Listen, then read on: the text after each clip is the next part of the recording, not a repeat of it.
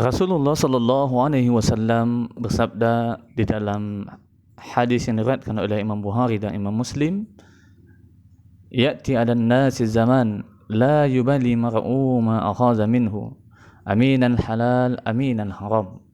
Akan datang kepada manusia suatu zaman ketika seseorang tidak peduli lagi akan apa yang dia ambil, apakah dari yang halal ataukah dari yang haram.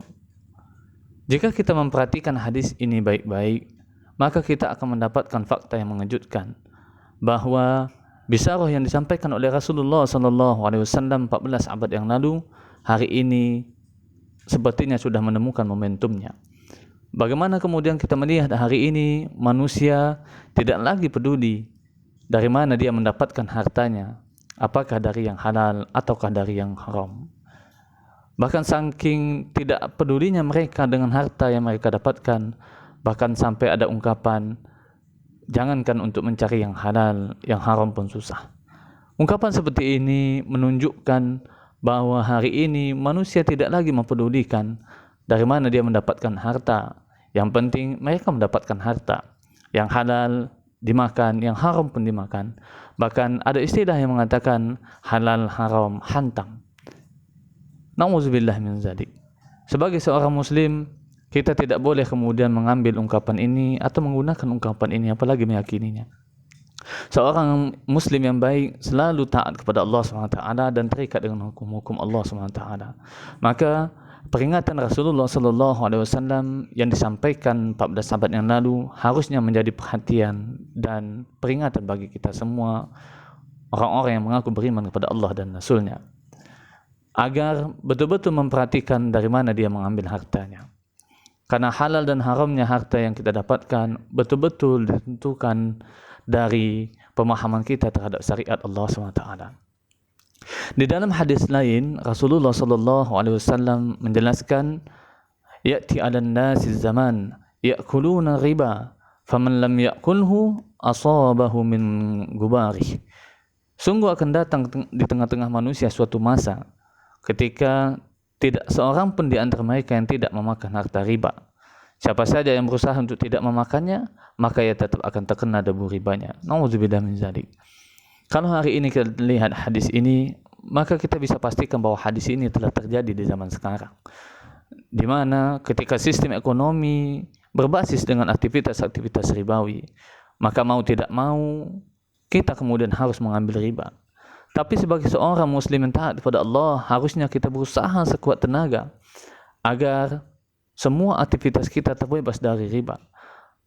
Kita harus berusaha sekuat tenaga agar semua aktivitas bisnis kita betul-betul sesuai dengan syariat Allah SWT.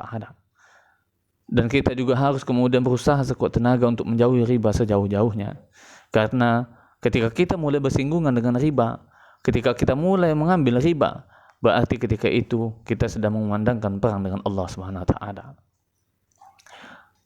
Di dalam hadis lain, Rasulullah SAW juga memperingatkan kita bahwa memahami atau mempelajari fikih muamalah merupakan suatu kewajiban bagi pebisnis atau pengusaha ataupun pedagang, agar hasil yang dia dapatkan dari usahanya betul-betul halal dan berkah.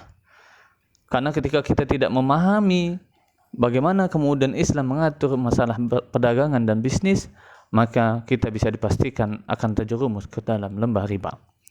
Sebagaimana yang dijelaskan oleh salah seorang sahabat Nabi SAW yang sekaligus menantu beliau, sahabat Nabi Ali bin Abi Thalib radhiyallahu anhu.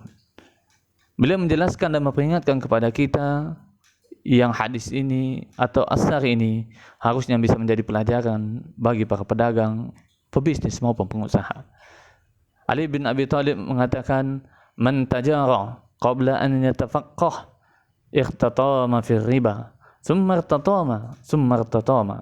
Barang siapa yang berdagang namun belum memahami ilmu agama, maka dia pasti akan terjerumus dalam riba. Kemudian dia akan terjerumus ke dalamnya dan terus-menerus terjerumus.